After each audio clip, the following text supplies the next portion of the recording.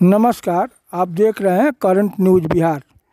आज लालादपुर प्रखंड के कृषि विभाग के सभागार में रबी महोत्सव सह प्रशिक्षण कार्यक्रम आयोजित किया गया, जिसका आयोजक आत्मा सारण और संयोजक विष्णुपाल शर्मा प्रखंड उद्यान पदाधिकारी थे। उस कार्यक्रम की अध्यक्षता प्रखंड विकास पदाधिकारी कमला कुमारी द्वारा किया गया तथा उस कार्यक्रम के मुख्य अतिथि थी अंचलाधिकारी जयशंकर प्रसाद एवं जिला के अधिकारी परमहंस झा थे। इसके बाद में मैं श्री तारकेश्वर खाते कृषि समन्वय लालादपुर से आग्रह करूंगा कि अंचलाधिकारी महोदय को बुके देकर सम्मानित करेंगे।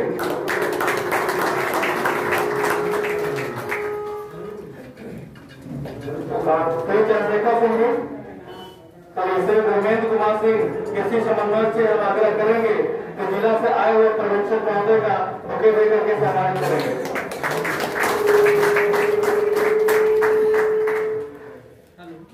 कहाँ चंद्रशेखर जी कहाँ गए? बुलाइए सबको। कहाँ गए?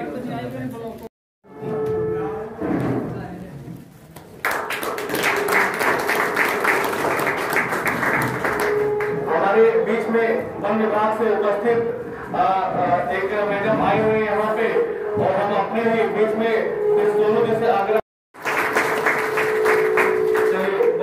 अध्यक्ष महोदय को हमारी तरफ से अभिनंदन है। ये महोत्सव मुझे अच्छा लगा, बहुत ही अच्छा कार्यक्रम है। अभी चल रहा है, इसलिए मुझे कम टाइम रहने के कारण मैं समय नहीं दे पा रही हूँ। अगला कार्यक्रम में मैं समय जरूर दूंगी।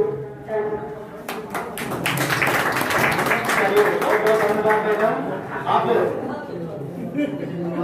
चलिए अंचलाधिकारी महोदय जो सबको उम्मीद कर रहा है कि सर जब आए हैं इस कार्यक्रम में तो 2 शब्द इस कार्यक्रम के विषय में कहेंगे। Sir please.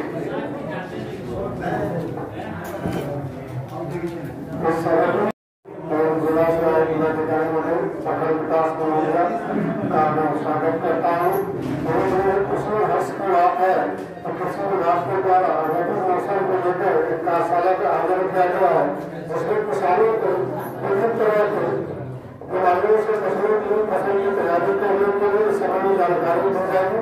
इसे जानकारी को लेकर समस्या बनने नहीं है। धन्यवाद।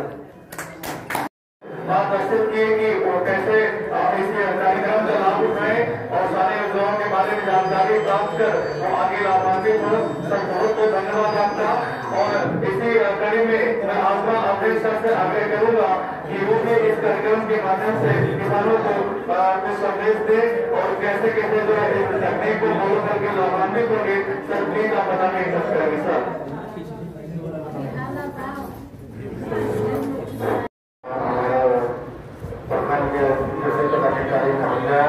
अंचलाधिकारी महोदय से उसको मैं अभिनंदन करता हूँ, अपने किसान भाइयों को भी मैं अभिनंदन करता हूँ और प्रखंड विकास पदाधिकारी महोदय के पास में और अंचलाधिकारी महोदय के पास में समय की कमी है, इसलिए मैं मिलों से आग्रह करना है। तो पहले मैं मिलों से आग्रह कर लेता हूँ और सब बातें कृषि से जुड़ी मैं बात भी करूँगा। मेरा आग्रह ये है कि विगत 3 वर्षों से किसान बहुत परेशान है और धरती पर सबसे गरीब, सबसे मजबूर, सबसे दलित कोई है तो किसान ही है। इतना मजबूर, कमजोर, लाचार धरती पर दूसरा कोई है नहीं। और लाचारी का कारण अनेकों है, सरकार भी है, प्रकृति भी है, प्रशासन भी है, शासन भी है और खुद हम लोग भी हैं।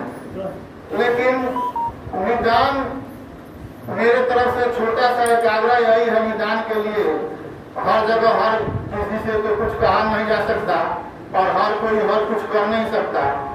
तो प्रखंड विकास पदाधिकारी महोदय से मेरा आग्रह है कि हमारा प्रखंड जल भराव से नहीं, जल जमाव से नहीं, जल भराव से परेशान है और विगत 20 वर्षों से यहाँ पानी बिल्कुल नहीं हो रहा था, वर्षा नहीं हो रहा था और विकास का जो मार्ग था वो अवरुद्ध हो गया था। लापरवाही में जान करके सभी निकास का मार्ग अवरुद्ध हो गया है, जानबूझकर अनजाने में लोग कर दिए हैं।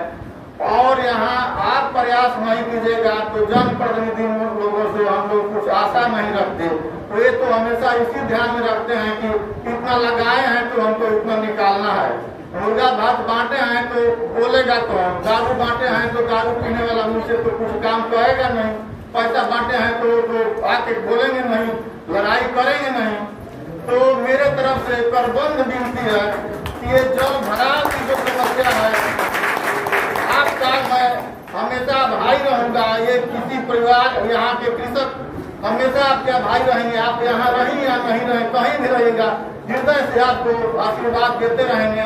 और ये आग्रह कम से कम स्वीकार करके और जितना जल्द हो सके जितने निकास का मार्ग है उसको साफ करवा दिया जाए।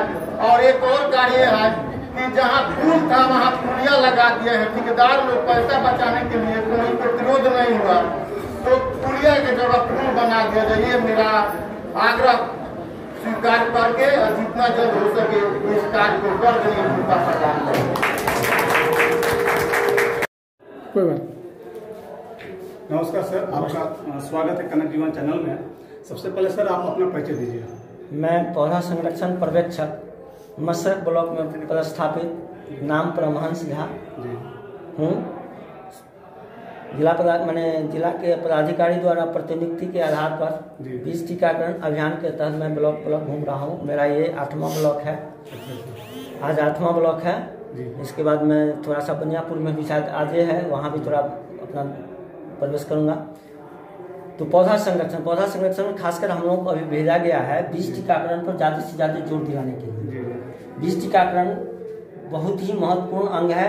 इसमें शुरू में 10 पैसा खर्च करने से बाद में 1 रुपया का बचत होगा, मतलब 90 पैसा बचत होगी।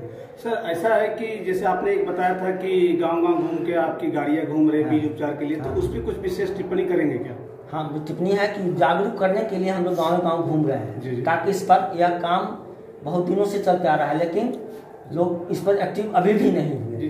मतलब कहने का मतलब है कि सर बीज का उपचार अगर सही ढंग से हो तो आने वाले समय में जब फसल उत्पादन होगा तो उसमें जो ये समस्या, जैसे कि अभी आप बता रहे थे कि लक्ष्मीनिया बीमारी जो है, तो उस पे वो सारे पर कंट्रोल किया जा सकता है। सर उसमें थोड़ा सा टिप्पणी करके, क्योंकि आज देखा जा रहा है कि जो धान की फसल हुई है तो उसके फली पर पीले रंग के कुछ आ जा रहे हैं, जिससे किसान बहुत ज्यादा मतलब बहुत चिंतित। मैं गया भी हूँ, लेकिन लोग बुझते नहीं है। इसका निदान सिर्फ एकमात्र बीज उपचार है, चाहे गेहूं में अकरी रोग हो या कलिका रोग हो, धान में फाल्सेस्मट हो, बैक्टीरियल लीफ ब्लाइट हो, इस सब का जो निदान है वो बीज उपचार ही है। लोग अक्सर क्या करते हैं, बीज उठाते हैं बाजार से और सीधे खेतों में लेके जा लेते हैं। यह पद्धति बहुत ही गलत है। अच्छा सर, अभी आज रवि महोत्सव चल रहा था, इसमें बहुत सारी चीजों पर आपने टिप्पणी की, जैसे कि आपने बताया कि जैविक खेती पर, कुछ जैविक खेती पर 2-4 शब्द अगर बताएं हमारे किसान बंधुओं के लिए। जैविक खेती हम लोग देहात में गांव घर में घूमते हैं तो सुनते हैं कि किसी भी चीज में स्वाद नहीं आ रहा है, उत्पादन तो बढ़ गया लेकिन खाने से कोई फायदा भी नहीं बता रहा, खाने से हमें नुकसान हो रहा है। चाहे वह गेहूं की रोटी के पहले 6 रोटी खाते थे, रोटी भी नहीं पचता है। हम बैंगन की सब्जी बहुत अच्छा से खाते थे, अभी गोभी का समय है, गोभी आलू का सब्जी बनता था किसी के घर में तो चारों तरफ उसका गंध सुगंध, अरहर की दाल चना की दाल खुशबूदार होती थी। नहीं होता है, और ताकत में भी सहन हमारा शरीर नहीं कर रहा है, जैसा कि मैं कुछ दिखा दिया हूँ। हर सर वो चार्ट के बारे में थोड़ा सा बताएं। चार्ट के माध्यम से ही लोगों को दिखा के प्रेरित करने के लिए वो चार्ट है, कहाँ भाई किस चीज के कहाँ गलत हो रहा है। दवा खरीदने में गलत हो रहा है, दवा का उपयोग करने में गलत हो रहा है। मान लीजिए बैगन के बारे में हमने बताया कि 35 दिन में थाइमेट डाल देते हैं, थाइमेट 35 दिन असर डालता है, जमीन में उसको देने की चीज है, उसको लोग घोर के पौधों के ऊपर दे रहे हैं, फल पर दे रहे हैं, जिससे कि उस पर कीड़ा नहीं लगता है, लेकिन 35 दिन असर उस पर रह जाता है। अच्छा, इसलिए वो चिकना ज्यादा नजर आता है। तो हम लोग वैसे स्थिति में कहते हैं जो गरीब गुरबे हैं जिसमें छेद हो, हाँ बाजार में जाकर देखो रिजेक्ट कौन कौन है, उतना खरीद लो। 1 किलो अगर 50 रुपए में खरीदे तो 10 रुपए किलो, 4 किलो 10 रुपया तो बच गया। इस तरह से उसका। अच्छा सर, एक मेरा प्रश्न है कि सर बंधुओं के लिए, चूंकि अभी ललाटपुर प्रखंड में बहुत सारा चीज ऐसा देखा जा रहा है कि जल भराव की समस्या बहुत ज्यादा है, और पानी ज़्यादा समय तक रहने के बाद मान लीजिए कि नमी ज़्यादा मिट्टी में रहे, तो उस वक्त किसान किस प्रकार के गेहूं की खेती करे, कौन सा वेराइटी लाए, कुछ उस पर थोड़ा सा अगर टिप्पणी कर दे तो बहुत अच्छा रहेगा। जब नमी सहने लायक, पैर सहने लायक ही नहीं रहेगा, हमारा मशीन चलने ही लायक नहीं रहेगा, तो नहीं खेती होगी रबी में गेहूं की। अच्छा। गंगा किनारे वाली माटी होती है तो उसमें लोग जमाइन मंगरेला की खेती कर लेते हैं, लेकिन वो भी बहुत मेहनत हो, वो भी अब खत्म हो गया क्योंकि मैंने नीलगाय और घोरपरास के चलते। तो पैर उसमें है कि जब तक 0 टिले चलेगा, धान के खेत कटेगा, मान लेकर नवी उसमें नहीं जुताई करेंगे, 0 टिले से कर देंगे, लेकिन जिसमें पैर धस जाएगा, हर ट्रैक्टर नहीं चलेगा, तो उसमें देखेंगे जहाँ जहाँ सहने लायक है छिट्टा विधि, छिट्टा विधि के द्वारा लोग लगाते हैं, हल्का हल्का चिरा भी लगा देते हैं, है ना। तो ऐसे ऐसे करके पूरा खेत कवर करते हैं, एक बार में नहीं होता है, वो 2-4 बार उसमें जाना पड़ता है। अच्छा सर, एक और चीज आप बता रहे थे कि जैसे धातु कोटिला में बता रहे थे कि अन्नों का भंडारण के बारे में बहुत बड़ा मुद्दा है कि किसान अपना अन्न उत्पादन कर लेते हैं, लेकिन सही ढंग से रख रखाव नहीं करने की वजह से होता क्या है कि उनकी जो अन्न जो होती है वो खराब हो जाता है। तो धातु कोटिला के बारे में कुछ बता रहे, किस प्रकार से, थोड़ा सा उस पर टिप्पणी अगर कर देते। हम धातु कोटिला में कहते हैं कि किसी भी अन्न का जब सुखाते हैं तो गर्म अवस्था में उसमें नहीं डालेंगे, सीधे सुखा के धूप से निकाल के उसमें नहीं डालेंगे। अच्छा। उसको शाम में रात में ओपन में या सुतली वाली बोरा में भर के छोड़ देंगे। अच्छा। है ना। और सवेर में 1 दिन बाद 2 दिन बाद जब भी सूर्योदय के पहले उसको भंडारण कर देंगे। भंडारण करने में वही है 2-4 चीज हमने जो बताई, सलाई माचिस डिबिया है, माचिस सहित, या नीम का पत्ता है, लहसुन। वो कहाँ डालेंगे माचिस? जैसे 1 फीट भर दिए, 1 डाल दिए, 2 डाल दिए, फिर 1 फीट भरे, 1-2 डाल दिए, इस तरह से उसका। उसमें जो लोग सेल्फस का यूज करते हैं, सेल्फस बहुत ही हानिकारक है। सेल्फस खा खा के लोग अपना जीवन दान कर दे, 1 से 2 टेबलेट खा के जीवन खत्म कर देते हैं। इसलिए उस पर बैंड लगाने की बहुत जरूरत है, उसको रोकने की बहुत जरूरत है। बहुत ही घातक है वो मानव के लिए। वह सेल्फस माने ठीक है रख दिए, जब तक अनाज रहेगा उसका प्रभाव उसमें पड़ रहेगा। थाइमेट का धान पर छिड़काव सूखी खेत में कर देते हैं यूरिया में मिला के, वो जब तक धान का लार रहेगा और धान रहेगा उसमें उसका असर रहेगा। चारा गाय मवेशी खाए, उससे दूध आएगा तो दूध हम खाएंगे, माने रिलेटेड चक्रीय चलते रहेगा। तो यही सब है कीटनाशियों का चक्र का। अब दुनिया में 2 चीज बहुत सुरक्षित माना गया था, माँ का दूध और हिमालय की बर्फ पर चोटी। लेकिन कीटनाशियों का दुष्प्रभाव इतना हम कर दिए कि और न माँ का दूध सुरक्षित बच रहा है और न बर्फ पर, हिमालय की बर्फ की चोटी पर जो बर्फ है वो भी सुरक्षित, वहाँ 52% है और माँ के दूध में 47% DDT का अंश आ रहा है। तो बचा क्या? और इसी जो बच्चा दूध जन्म ले रहा है, दूध पीते हुए पथरी की शिकायत, पीलिया की शिकायत, ये सब लेते हुए आ रहा है, जो बहुत ही हम लोगों के लिए आने वाले जनरेशन में बहुत खतरनाक साबित कर रहा है। आने वाला दिन बहुत खतरनाक हो जाएगा अगर नहीं एक्टिव हुए। तो सरकार इसी के लिए है कि रसायन समेकित कीट प्रबंधन सह जैविक खेती। अब हमको कहता है कि 84 इलाके भी हमने चर्चा की, करी बना हुआ है, करी उसमें से हम नष्ट कर रहे हैं, गिद्धे के खत्म कर दिए, एक करी तो खत्म हो गया। अब नतीजा क्या है? यानी खाद्य श्रृंखला के बारे में बात कर रहे हैं कि हाँ, खाद्य श्रृंखला। हाँ जी। अब देखिए, एक सुई OTH हार्मोन के चलते वो गिद्ध हट गया, या तो उसको भोजन अनुकूल नहीं मिला, या उसके लायक वातावरण नहीं था, या सब मर गया। अच्छा। लेकिन हमारे बिहार में कहीं भी अगर एक भी गिद्ध नजर आ जाए तो कहिए नतीजा क्या हुआ? जिसको सुरक्षा प्रहरी कहा जाता था, सुरक्षा सफाई कर्मी के नाम से जाना जाता था, आज वह नहीं है, जिसके चलते माल मवेशी मरता है, रास्ते पहले जहाँ तहाँ जस के तस पर रह जाता है।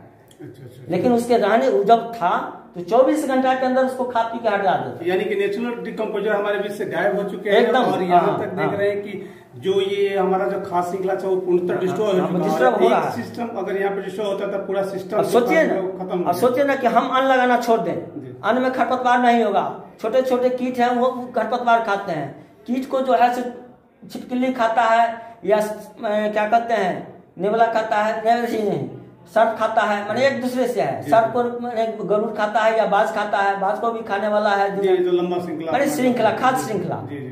अगर मान लीजिए कि पौधा में हम फल उत्पादन किए, उसमें जहर ज्यादा है तो उससे हम खाए, हम मल त्यागे खेत में गया, फिर उससे हुआ चारा उपजा।